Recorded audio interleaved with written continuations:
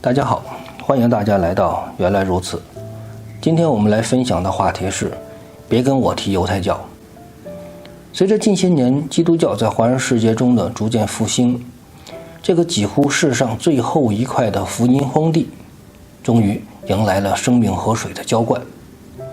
不过随着基督信仰被越来越多的华人所了解，各种鱼龙混杂的宗教信仰也搭上了这趟顺风车。犹太教便是这样的一种存在。由于犹太教与基督教有着千丝万缕的联系，而犹太人又在世上有着传奇般的历史，所以一种大捧、热捧、盲目追捧的潮流不断涌现。今天我们就来说一说犹太教的是是非非，有什么吐槽的，欢迎在留言区讨论或者吵架。但过了这一期节目之后，别跟我提犹太教。首先我们知道犹太教是一个古老的宗教，有人说犹太教就是塔纳赫加塔木德，基督教就是旧约加新约，而塔纳赫就是旧约，所以犹太教就是旧约，基督教就是旧约基础上加上新约，大错特错。其实犹太教的出现与犹太人苦难的历史是紧密相连的。公元前6世纪，以色列联合王国最后的血脉犹大王国彻底亡国了。犹太人先后被新巴比伦、波斯、罗马等各种外来强权所统治。对于犹太人来说，虽然国不在了，但是信仰还在。犹太人虽然四处飘零，但是走到哪里就将会堂建在哪里，信仰成为了犹太人联系的纽带。外来的统治者只想在犹太人身上榨取税收，对于犹太人内部复杂的事物并不想深入管理，但又不希望恢复犹太人的王朝统治，哪怕只是扶植一个傀儡政权也是非常危险的事情。为了找到一个折中的方案，就推举犹太人中的宗教领袖来管理犹太民族，这样就形成了一个政教合一的管理模式。宗教界的精神领袖成为了犹太民族的统治者，而宗教领袖一般都是由祭司来担任的。当祭司的人都宣称自己来自利未支派，这是以色列人的律法规定的。所以此时的祭司已经从单纯的管理宗教事务变成了统管全局的行政长官，不得不介入越来越多的世俗生活。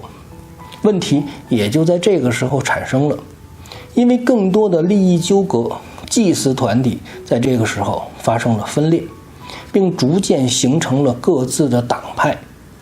以社会精英贵族为基本盘的撒都该党走的是上层路线，以劳苦大众普通百姓为基本盘的法利赛党走的是底层路线。起初撒都该党是占上风的，后来法利赛党联合文士阶层，逐渐超越了撒都该党，成为了犹太民族新的权威。而现在人们所熟知的拉比犹太教的前身，就是犹太民族曾经的统治政党法利赛党。法利赛党一派的人就称之为法利赛人，撒都该党一派的人就称之为撒都该人。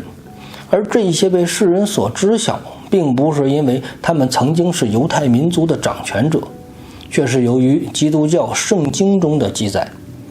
他们第一次出场是在马太福音第3章第7节，约翰看见许多法利赛人和撒都该人也来受洗，就对他们说：毒蛇的种类，谁指示你们逃避将来的愤怒呢？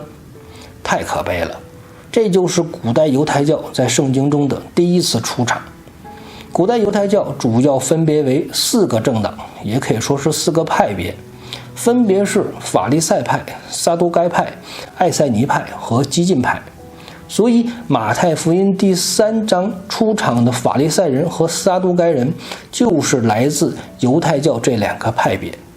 由于观看这一期节目的朋友几乎都不是犹太教人士，要分清楚这些派别，单纯的叙述其主旨和教义将是非常枯燥无趣的。所以我会将其与现代大家熟悉的教派做对比，提醒大家，只是单纯的做对比，而不是等同。大家有一个更形象一点的认知就好了，千万不要跟我上纲上线的讨论。我之前提到的三位一体，说天主教的三位一体是圣父、圣子和圣母，福音派的三位一体是圣父、圣子和圣经，灵恩派的三位一体是圣父、圣子和圣灵。就有很多朋友留言出面指正我的错误。其实我想告诉大家的是，这是一部分人对天主教过于强调圣母，福音派过于强调圣经的一种调侃。这个说法也不是我发明的，是人家大学者、大牧师发明的。也许我说的不够清楚，让一些朋友误解。其实这些话有一定宗派基础的朋友更容易理解，对于基督教派了解不够的朋友们可能会觉得错愕。好了，我们说回犹太教。之前说到这4个主要的派别，法利赛派按照其教义来说，我认为更接近现在的天主教派，是当时最大的一个支派。该支派书面传下来的资料承认，口头传下来的东西也承认，并且有一套完整的关于灵界的概念。神学立场上更注重人的作为。由于其主打底层路线，所以得到了广大群众的支持。使徒保罗就是出自于这个支派。而撒都该派则更像是新教的基要派，只承认书面传下来的东西，并且必须按照字面去理解，书上没有的一概不承认，而且拒绝承认灵界的存在。由于其主打上层路线，所以得到社会精英的支持。随着法利赛派的兴起，撒都该派在公元1世纪就逐渐消失了。艾塞尼派呢，比较接近基督新教中的卫理公会一派，强调生活的圣洁，强调人的责任感，比较重视敬拜和读经，在几个教派中属于不偏左也不偏右的一派。由于该派系比较与世无争，可能也是圣经没有记载该派系的原因。很多学者相信著名的死海古卷就是埃塞尼派的犹太人记录下来的。最后一个派别就是激进派，也叫奋锐党。看名字大家就知道，这个教派比较原教旨主义，而且为了实现目标赞成使用暴力，所以更接近现在伊斯兰教的原教旨主义。值得一提的是，耶稣12门徒中，奋锐党的西门就是出自于这个派别。不过奋锐党的西门在耶稣的指引下离开了犹太教，成为了一代伟大的使徒。相传他是一个专业的皮匠，也是一个伐木工，所以他的形象一般手拿着锯子，也象征着他曾经激进和狂热的性格。由于该派系与罗马统治者正面对抗，在公元1世纪就被罗马帝国歼灭了。又扯远了，我们再说回犹太教。圣经中提到的比较多的犹太教人士就是文士和法利赛人。文士在圣经新译本中翻译为经学家，大致相当于现在基督教神学院的圣经老师，特别是教摩西五经的老师。而圣经中提到这些人的时候，耶稣对他们又说了些什么呢？这就是我们最熟悉的文士和法利赛人，你们有祸了。如果翻译成现代语言就是文士和法利赛人，你们完蛋了，下地狱去吧。所以大家想一想，信奉犹太教的犹太人看到圣经上面的这些话，心里能舒服吗？肯定是恨得牙根都痒。耶稣这么骂他们的祖宗，耶稣就是犹太教的死敌。因为耶稣的这些话对于犹太教信徒来说伤害性极大，侮辱性更强。很多人认为基督教是源于犹太教的，这是非常错误的理解。应该说，基督教和犹太教都是源自犹太人，只不过犹太人在传承过程中发展为2个方向。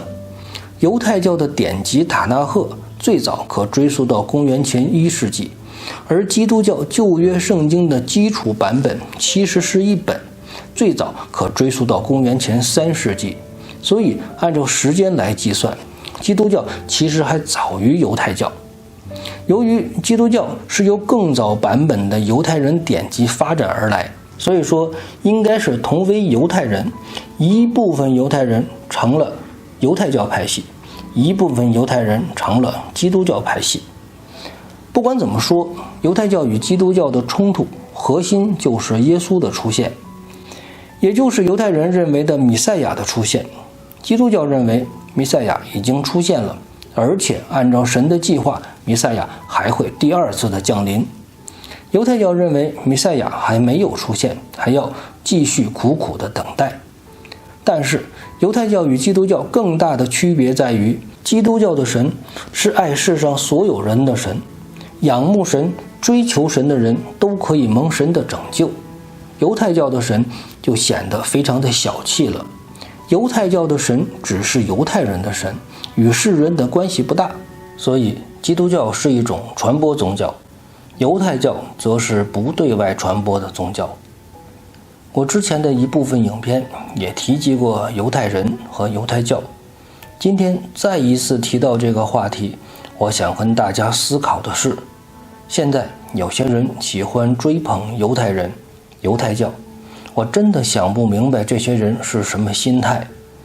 犹太教的神那么小气，只拯救犹太人，按照他们的信仰，救世主来的那一天，所有的非犹太人都是他们的仇敌，要么被杀，要么为奴，反正都没有什么好下场。这些追捧他们的华人简直就是被人家卖了还为人家数钱的人，您这是何苦呢？有人说犹太人如何聪明，如何厉害，难道不是他们的神厉害吗？我倒不觉得是他们的神厉害，我倒是觉得我们的神比较厉害。神之所以拣选犹太人，一个重要的原因就是犹太人真的是人类败坏的典范。犹太人是典型的好了伤疤忘了疼的主，犹太人就是一面镜子，一面人类的镜子。神让世人看到，当神祝福一个民族的时候，这个民族是何等的兴旺；当神管教这个民族的时候，他们会遭到何种的磨难。摩西带领以色列人出埃及后，以色列人败坏了，神就不让这些人进入迦南地，60万人最终死在了旷野。以色列联合王国的后期，以色列人败坏了，神将自己的圣殿都摧毁了，400多万以色列人流离失所。除此之外，以色列人还经历的磨难不计其数。你看到了他们今日的辉煌，你可曾看到他们往日的败坏呢？今天的犹太教是你相信的那种复兴吗？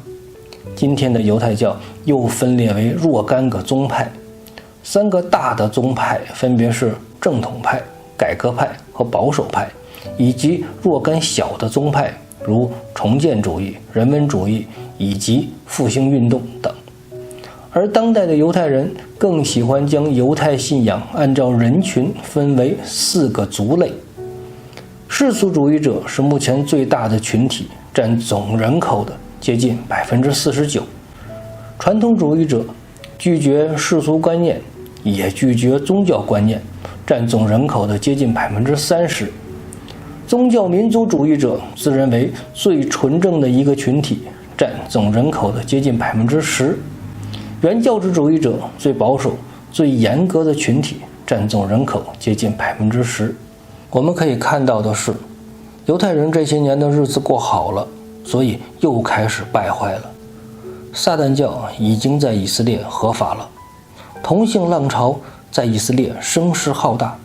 以色列的首都特拉维夫作为全世界同性人群最多的10大城市，几乎是年年上榜。神借着基督徒的手复兴了犹太人，而神的怜悯换来的是犹太人的再一次彻底败坏。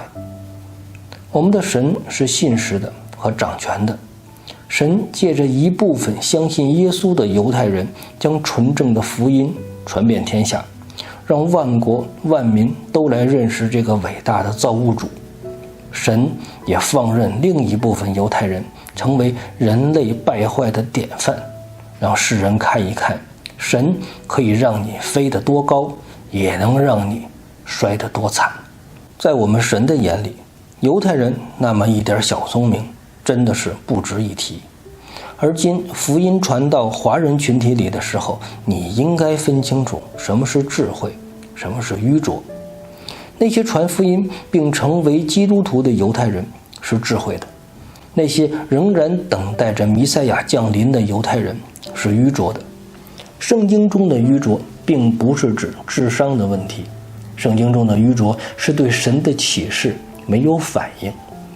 旧约圣经中太多预表了耶稣基督的到来，犹太人却对此视而不见。犹太人也最终会为自己的愚拙付出代价，我们拭目以待吧。最后我们来分享路加福音11章37到44节新译本。耶稣说话的时候，有一个法利赛人请耶稣和他一起吃饭，他就进去坐席。这个法利赛人见耶稣吃饭前不洗手，觉得奇怪。主对他说，你们法利赛人把杯盘的外面洗净，但你们里面却充满了抢夺和邪恶。无知的人哪，那造外面的不也造里面吗？只要把里面的施舍出去，你们的一切就都洁净了。然而你们法利赛人有祸了，因为你们把薄荷、茴香和各种菜蔬献上1/10，却把公义和爱神的事疏忽了。这些是你们应当做的，但其他的也不可疏忽。你们法利赛人有祸了，因为你们喜爱会堂里的高位和人在市中心的问安。你们有祸了，因为你们好像不显露的坟墓，走在上面的人并不知道。